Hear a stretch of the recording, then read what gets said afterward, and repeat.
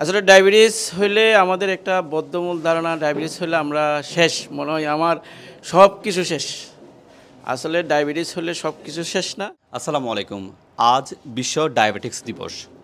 বলা হয়ে থাকে অ্যাডাল্টের মধ্যে প্রতি 10 জনের মধ্যে একজন ডায়াবেটিক্স আক্রান্ত। 100-এর মধ্যে 60-এর অধিক মানুষ জানে না যে তাদের ডায়াবেটিক্স হয়েছে।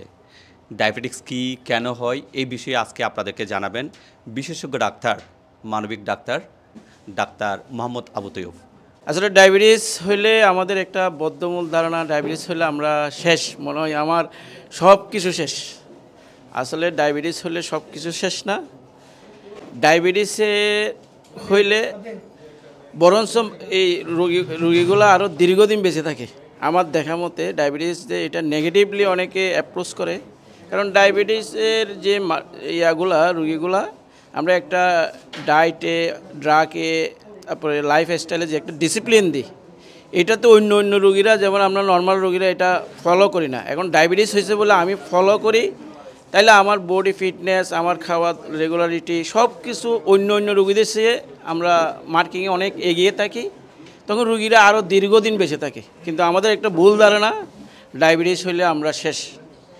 এই জিনিসটা আসলে টোটালি ভুল। ডায়াবেটিস রোগীরা ওরা দীর্ঘদিন বেঁচে থাকে। এই জন্য আমরা ডায়াবেটিস যারা রোগী আছি, আমরা জাস্ট ডায়াবেটিসের নিয়ম কানুনগুলা, বিশেষ করে আমরা এখানে মেন নিয়মটা হলো ডায়াবেটিসের মেন ট্রিটমেন্টের প্রথম পার্টটা হলো ডিসিপ্লিন, তারপরে হলো ডায়েট, খাবার দাবার কীভাবে খাবে। ওষুধ হলো থার্ডে, ড্রাগ আমরা দিই যে থার্ড স্টেজে। প্রথমে আমরা চেষ্টা করি ওকে ডায়াবেটিস ধরা পড়লে যদি একদম ওভার ডায়াবেটিস না হয়, প্রাথমিক পর্যায়ে প্রি ডায়াবেটিক হয়, ওদেরকে আমরা ডিসিপ্লিন বলি যে তুমি এই ডিসিপ্লিন মানো আর এই খাদ্য তালিকাটা মানো।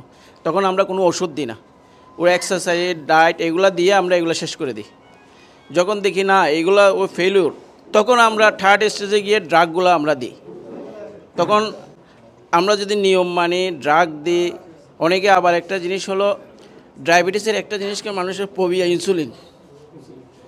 বিশেষ করে এমন কিছু রোগ আছে, কোমরবিড কন্ডিশন, ধরে হার্টের রোগী, কিডনি, লিভারের যে আমাদের ডিজিজগুলো হয়, মাইক্রোভাস্কুলার ডিজিজগুলো হয়, এখানে ইনসুলিনটা হলো ওর জন্য আরও বেশি উপকারী।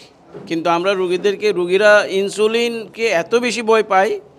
আমি আসলে এটা আমাদের এই যারা ডাক্তাররা আছে, যারা এই হেলথ ওয়ার্কার আছে, যারা ওদেরকে রুগীদেরকে একটু কাউন্সেলিং করা দেয়। ইনসুলিন এমন একটা ওষুধ, এটার সাইড এফেক্ট হলো একদম নাই, কিন্তু আমাদের ওষুধের মধ্যে সাইড এফেক্ট আছে।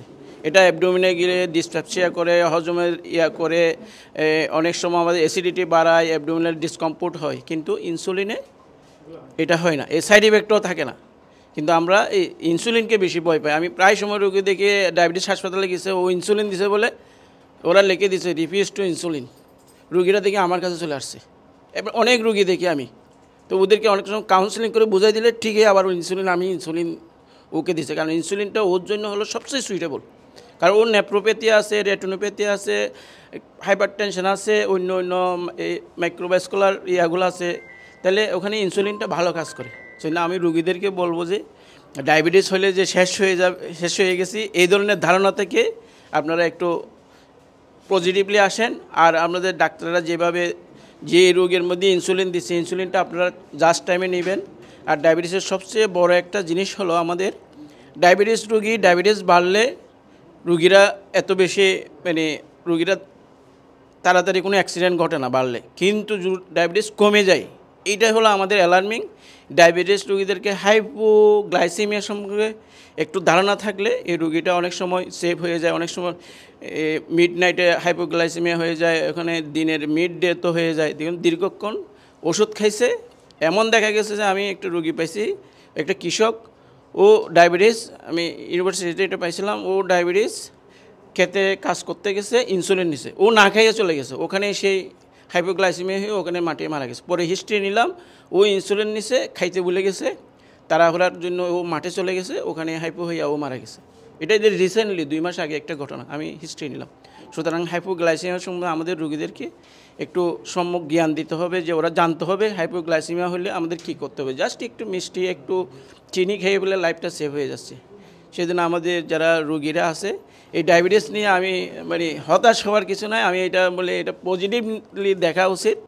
এবং আমাদের আলী ভাইকে ধন্যবাদ। এই ধরনের একটা ওনারাও এইভাবে যে ডায়াবেটিসের বিভিন্ন প্রোগ্রামে মানুষকে সচেতন করার জন্য এই প্রোগ্রামগুলো ওরা যে সহায়তা করতেছে, এটা আমি মনে করছি এটা মানুষের কল্যাণে এটা আরও বেশি হবে, মানুষ আরও বেশি সচেতন হবে ওদের মাধ্যমে।